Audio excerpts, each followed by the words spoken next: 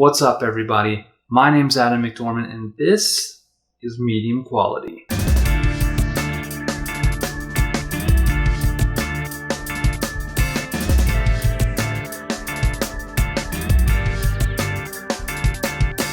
I want to go back in time a little bit for this episode and show you an album by one of my very favorite bands, minus the bear, Menos el Oso. Highly Refined Pirates made a huge impact on me, and in fact, minus the bear, along with the Appleseed cast, were kind of my gateway into indie music at the time. So fast forward a year or two, and I was really excited about this album coming out. This album really caught me off guard. The best I could do to explain what was so different about this album at the time was to describe it as being a more hip-hop influenced sound. And realistically, I knew nothing about hip-hop.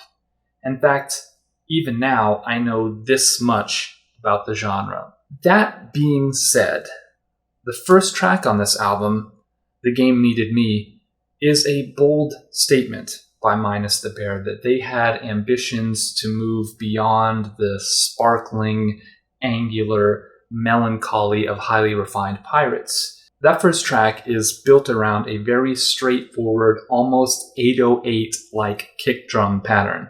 And that heavy approach to production carries through to the rest of the album. And in retrospect, this album really has more in common with the dance rock bands that were really popular outside of the mainstream around the same time that this album came out. And the mystery element that ties this whole album together is not some hip-hop influence, it's an attempt at pop sensibility. And really, it's a pretty good attempt. The songs on this album are much more straightforward than anything they've done before, and much more likely to feature heavy production and danceable drum beats than they are intricate guitar work. And that shift in musical tone carries through to the lyrical content as well, which I think is far less introspective than Highly Refined Pirates. Now, I don't want me calling this straightforward or pop sensible to come across as a harsh criticism, because there are some really strong tracks on this album.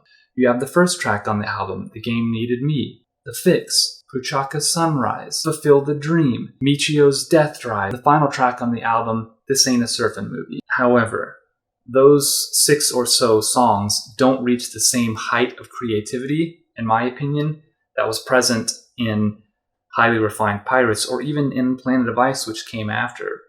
And the songs in between those have the danger of coming across as less developed musically.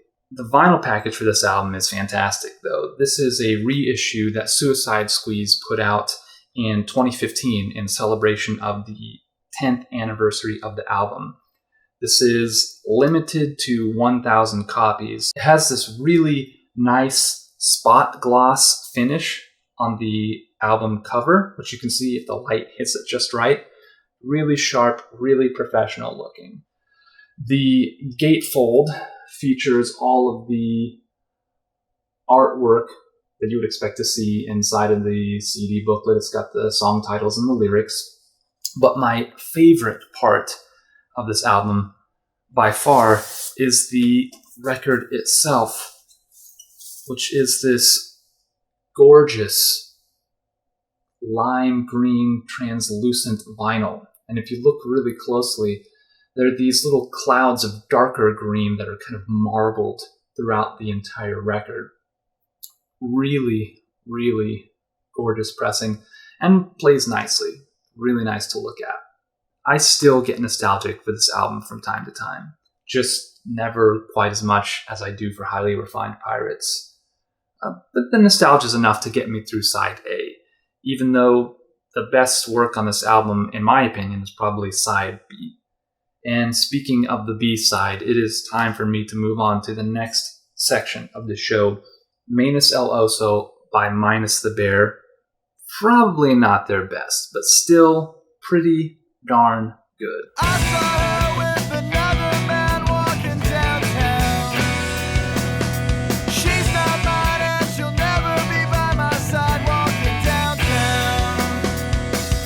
Alright, on the B side this episode, I want to talk about what we can do to change the world. Now, I know that's a really big concept. It's the kind of thing that keeps me up at night.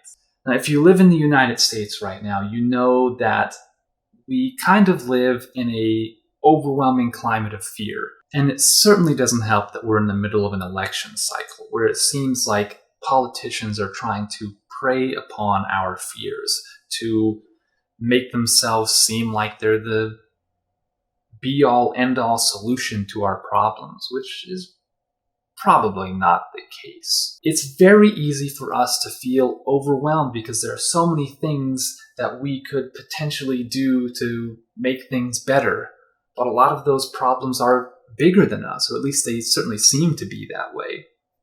And that's where I have to caution myself, and maybe caution the rest of you as well. Because we have the power to make a difference, even if it's only on a small scale. Here's an example. Last year during fall break, I went to San Diego with my wife the week after we got married. And one of the days we went to this restaurant called Urban Solace. They have the most amazing biscuits with tomato jam. You've got to try them. That's beside the point. And when I was looking at their menu, I noticed that they devoted a page to their straw policy, in which they decided that they weren't going to automatically put a plastic drinking straw in every single beverage that someone ordered. The owners decided to do this in response to the fact that Americans produce so many plastic drinking straws as waste every year. And I thought that was a really good model for how we can make a difference in the world, even if only on a small scale. The owners of the restaurant didn't decide to go out and run a campaign to make plastic drinking straws illegal. They just quietly decided that they would do something about it, which I think is really respectable. It got me thinking about what I could do to make a small difference. And it occurred to me that I had already been doing that to some degree. About 4 years ago, I decided that I was going to stop drinking bottled water unless I absolutely needed it to stay hydrated. So many of those plastic water bottles, even the ones we think we're recycling, end up in massive piles in landfills all across the country and outside of our country as well. So instead, I carry one of these, which has a couple of benefits. Number one, it reduces my reliance on plastic water bottles, and secondarily, just because of the fact that I'm carrying this with me, I'm much more likely to drink it and stay hydrated. It's double-walled, so it keeps my water refreshingly cool for hours, which is not something that disposable water bottles can do. And that brings me to my question. Maybe plastic water bottles are my thing. Maybe plastic drinking straws were the owners of that restaurant's thing. What's your thing? What's one thing that you've decided to do or you want to decide to do in order to make the world a little bit better? I would love to hear about it. So do me a favor. Comment on this video or comment on the Medium Quality Facebook page. I'll put a link in the show description below, and tell me about what you are doing to make the world a better place. Maybe it's environmental. Maybe it's political. Maybe it's social. It can be anything. I would love to help you get the word out about whatever your thing is, and maybe you'll find other people that also care about the same issue. Because even though we live in a time of immense fear, we also live in a time where we have the ability to come together and make a difference. Like I said, even on the small scale. Thank you so much for watching. Please subscribe to the channel and give this video a like if you enjoyed it. And look forward to a new episode of Medium Quality in a couple of weeks. One album review, one something else. What a time to be alive. When